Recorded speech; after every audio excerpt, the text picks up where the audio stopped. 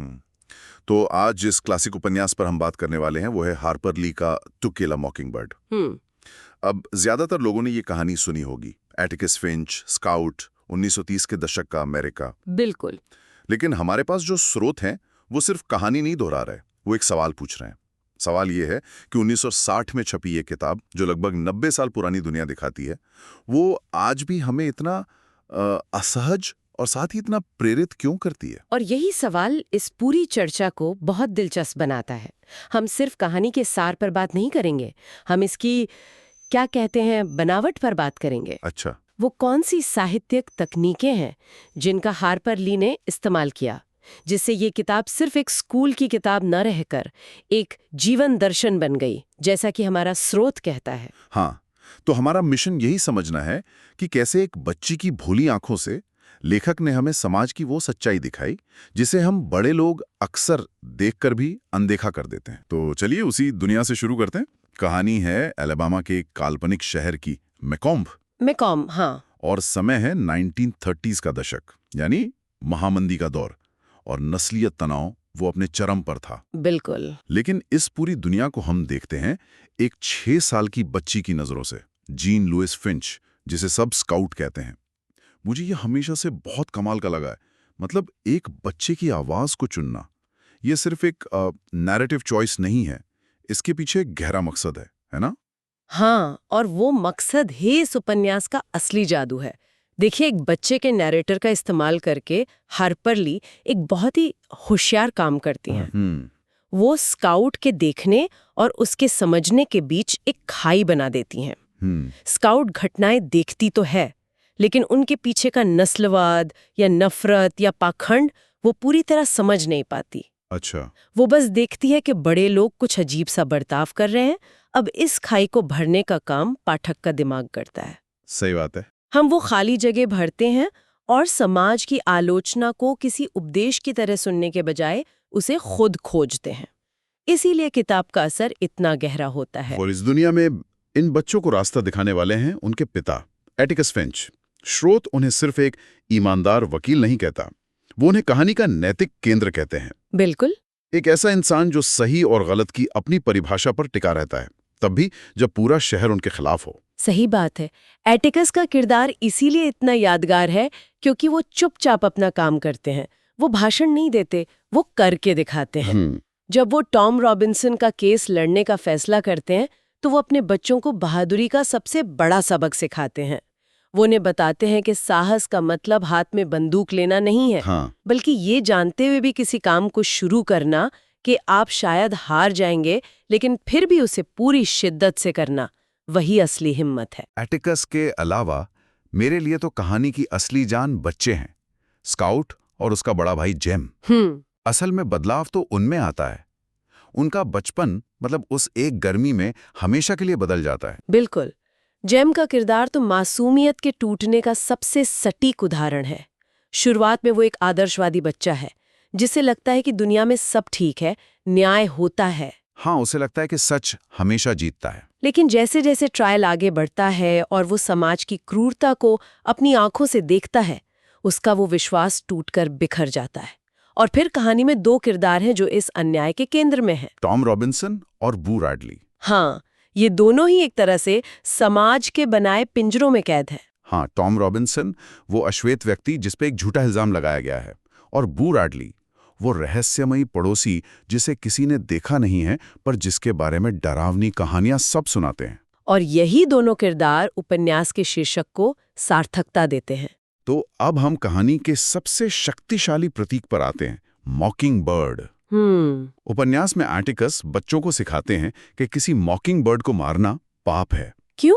क्योंकि वो एक मासूम पक्षी है, वो किसी को नुकसान नहीं पहुंचाता, बस अपनी धुन में मीठे गीत गाता है। साहित्य में ये क्लासिक तकनीक है, दिखाना बताना नहीं। अच्छा। हाँ, पढ़ ली हमें ये नहीं बताती कि टॉम रॉबिन्सन निर्दोष है, वो उसे एक मॉकिंग बर्ड के प्रतीक से जोड़ देती हैं। तो इससे होता क्या है? इससे उसका दोषी ठहराया जाना सिर्फ एक अन्याय नहीं लगता, बल्कि एक प्रकृति के एक नियम को तोड़ने जैसा लगता है, एक पाप जैसा। और कहानी का जो सबसे तनावपूर्ण हिस्सा है, कोर्टरूम का सीन, वो इसी विचार के इर्द गिर्द बुना गया है। एटिकस जानते हैं कि वो केस हारने वाले हैं। बिल्कुल जानते हैं। शहर का हर गोरा इंसान मान चुका है कि टॉम दोषी है, सिर्फ इसलिए क्योंकि वो काला है। फिर भी वो लड़ते हैं। और वो सिर्फ लड़ते नहीं है, वो पूरे समाज को आईना दिखाते हैं। उस सीन को याद कीजिए जो स्रोत में भी हाईलाइट किया गया है, जब एटिकस आरोपी बॉब ईवल से उसका नाम लिखवाता है। हाँ, जैसे ही बॉब अपने बाएं हाथ से लिखता है, पूरा केस एक पल में साफ हो जाता है, क्योंकि पीड़िता के चेहरे पर चोटें दाहिने हाथ से मारे जाने के निशान थे। मतलब एटिकस ने तर्कों और सबूतों से ये साबित कर दिया था कि टॉम निर्दोष है। बिल्कुल, वो एक शानदार कानूनी दांवपेच था। लेकिन इसका जूरी पर कोई असर नहीं होता। सबूत और सच समाज के गहरे पूर्वाग्रह के सामने हार जाते हैं। ये पढ़ते हुए आज भी बहुत निराशा होती है। हाँ, क्योंकि ये उपन्यास की सबसे कड़वी सच्चाई है। यह हमें बताता है कि कानून की आंखें भले ही अंधी हों, लेकिन कानून चलाने वाले इंसानों की आंखों पर तो उनकी धारणाओं की पट्टी बंधी होती है। सही बात है। जूरी के लिए एक अश्वेत व्यक्ति का शब्द एक गोरे झूठे व्यक्ति के शब्द के सामने कोई मायने नहीं रखता था। टॉम रॉबिन्सन की हार सिर्फ एक कानूनी हार नहीं थी, वो उस समाज की नैतिक हार थी। इस मुकदमे के इर्द गिर्द ही उपन्यास के बाकी गहरे संदेश भी उभर कर सामने आते हैं। नस्ल भेद तो जाहिर है, पर इसके अलावा भी बहुत कुछ है। एक बहुत बड़ा विषय है सामाजिक वर्ग और पाखंड। ये कहानी सिर्फ काले और गोरे की नहीं है, ये मेकॉम के अंदर बसे अलग अलग सामाजिक स्तरों को भी दिखाती है। फिंच परिवार सम्मानित है, कनिंघम परिवार गरीब लेकिन स्वाभिमानी है, और ईवेल परिवार समाज के सबसे निचले पायदान पर है, नफरत से भरा हुआ। उपन्यास दिखाता है कि कैसे लोग खुद को बेहतर महसूस कराने के लिए हमेशा किसी और को नीचा दिखाने की कोशिश करते हैं। और इन सब मुश्किलों के बीच एटिकस अपने बच्चों को एक बहुत जरूरी सबक सिखाते हैं, सहानुभूति का।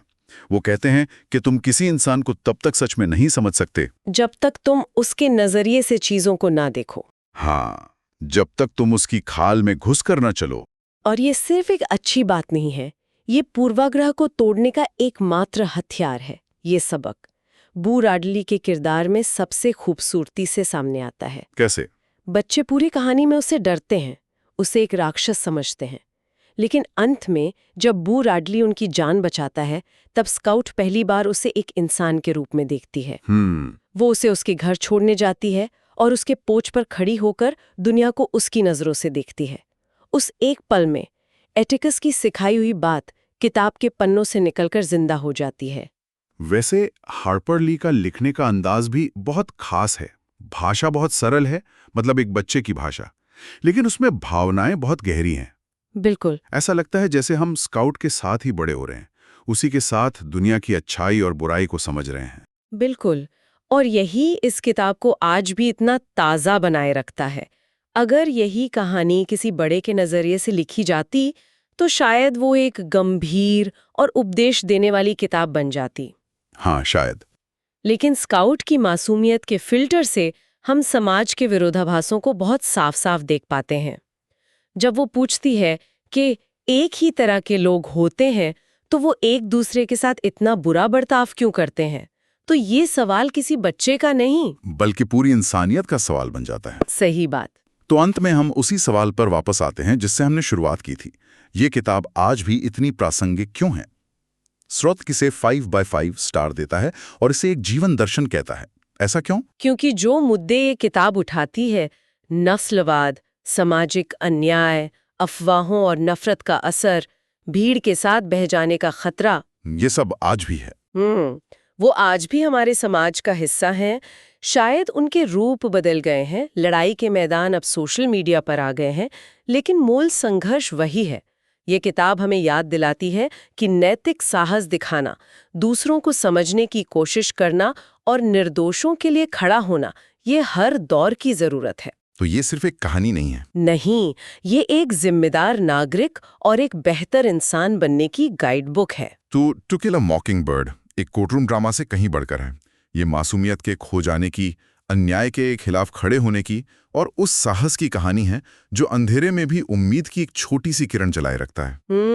एटिकस फिंच का किरदार हमें यही सिखाता है कि लड़ाई का नतीजा चाहे जो भी हो, सही के लिए खड़े रहना अपने आप में एक जीत है। इस पूरी चर्चा के बाद एक विचार मन में आता है।